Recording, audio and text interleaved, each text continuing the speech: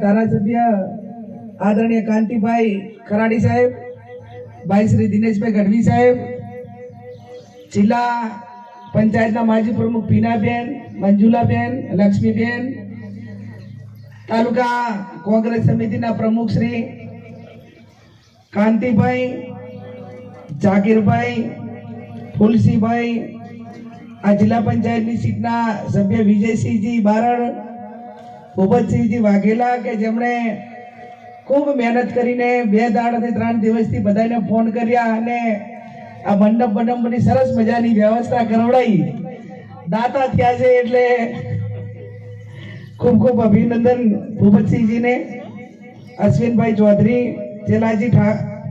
ચેલાજી ચાવડા, કલાજી ઠાકોર, વાઘાજી ઠાકોર, પ્રતિભાઈ ઠાકોર, અર્જુનભાઈ ઠાકોર, પ્રતાપજી ઠાકોર, આશાભાઈ ડાભી, નવાબાદ જિલ્લા પંચાયતમાંથી આવેલા સૌ અગ્રગણી આગેવાનો, વડીલો, યુવાન ભાઈઓ અને બહેનો, આમ તો બધા આગેવાનોએ વાત કરી.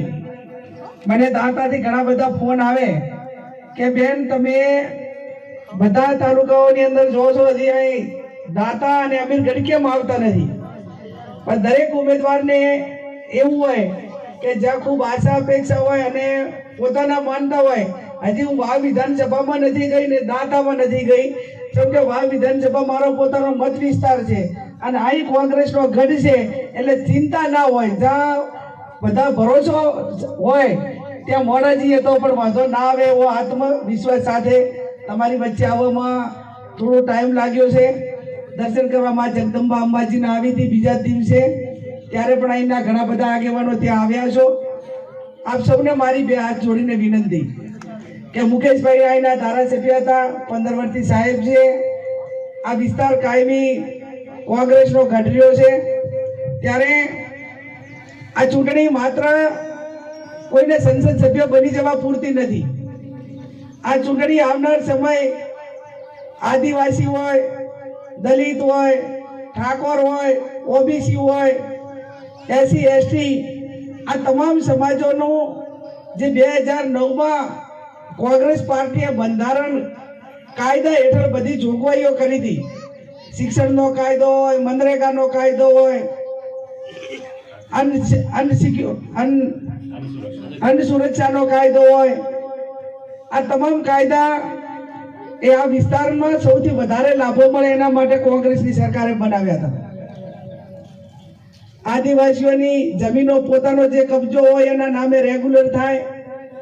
આ અનેક મુદ્દાઓ સાથે આપણા આગેવાનો, આપણા ધારાસભ્યો કાયમી સરકાર સામે લડ્યા છે, પણ એનું અમલીકરણ થતું નથી. ત્યારે મોહારમાં મા પીરસનાર હોય તો કઈ બાકી રાખે નહીં. આ કોઈ ધારાસભ્યથી કે રાજ્ય સરકાર આપણી ના હોય તો એ થઈ શકે નહીં, પણ કેન્દ્ર સરકાર આપણી હોય તો રાજ્ય સરકારને ફરજ પાડે કે ભાઈ આ મારા કેન્દ્રના કાયદા છે ને તમારે એનો ફરજિયાત અમલ કરવો પડશે. ત્યારે આપ સૌ ખૂબ મોટી સંખ્યામાં હાજર છો. તમને બધાને વિનંતી છે, હમણાં ઠાકોર સમાજના આગેવાનોએ સન્માન કર્યું, પણ એમને પણ વિનંતી કરું છું કે વર્ષો સુધી તમે અનેક સમાજોને, મુકેશભાઈને વોટ આપ્યા, ગઢવી સાહેબને આપ્યા, ચાવડા સાહેબને આપ્યા, બધા જે આગેવાનો ચૂંટણી લડ્યા એને તમામને વોટ આપ્યા છે. આ પહેલી વખત તમારે હવે આપ્યા તો હવે આ પહેલી વખત લેવા દેવાનો મોકો 75 વર્ષે પહેલી વખત મળ્યો છે, અને 75 વર્ષે પહેલી વખત મોકો મળ્યો છે. ત્યારે પાણીથી પાતળા રહી અને નર્મ ભાવે વિનંતી કરજો કે અમે તમારા સુખ દુઃખના કાયમી સહકારમાં રહ્યા છીએ. જ્યાં જરૂર પડી અહીંયા પણ અમે ભેગા રહ્યા છીએ. તમે અમને મદદ કરો. આવનાર સમયમાં તમે અમને વેત નમશો તો હાથ નમવાની જવાબદારી એ ઠાકોર સમાજની ને એના સર્વ અમારા બધા કોંગ્રેસના આગેવાનોની છે.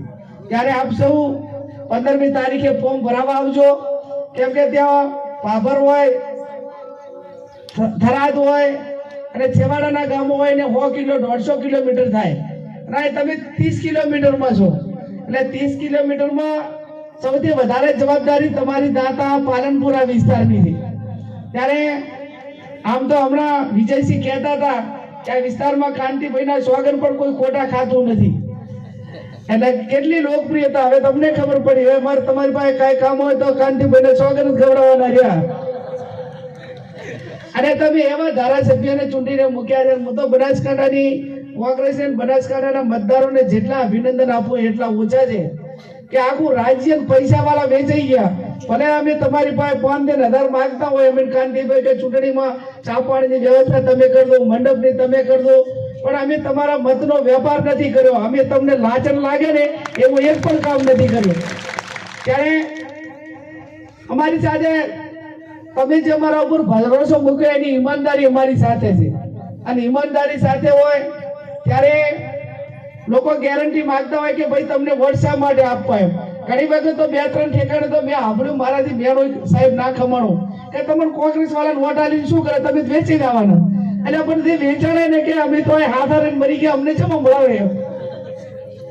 લક્ષ્મીબેન, આવી જ્યારે માનસિકતા આમ લોકોના મગજમાં એ પ્રકારનો જ્યારે એક આમ વિચાર ઘર કરી ગયો હોય ત્યારે ક્યાંક ને ક્યાંક ઈમાનદારી સાથે કોંગ્રેસના આગેવાનોને કાર્યકરોને મજબૂત મેસેજ આપવો પડશે કે વેચાવા વાળા પૈસા વાળા વેચાય છે, ગરીબ એક પણ વેચાતો નથી. આ નથી વેચાતા એટલા માટે કરીને તમારા દુઃખ અને સુખ એ ગરીબમાંથી આવ્યો હોય ને ખબર પડે કે આમને શેની જરૂર છે. પૈસા વાળાને તો એમને અહીંયા ઈડી CBI સરકાર દબાવે ને કેસ ના થાય એટલી જ ચિંતા હોય, પણ અમને તમારા શિક્ષણની ચિંતા હોય, રોજગારીની ચિંતા હોય, ભાઈચારાની ભાવના સાચવી એની ચિંતા હોય, કોઈ પોલીસ કે ગમે ડિપાર્ટમેન્ટ હેરાન કરતો હોય તો તમારી વચ્ચે આવીને ઉભા રહીને તમારા સુખ દુઃખના ભાગીદાર બનીએ એની ચિંતા હોય. પેલા તો એના વ્યક્તિગત માટેની ચિંતા હોય. અને આ જે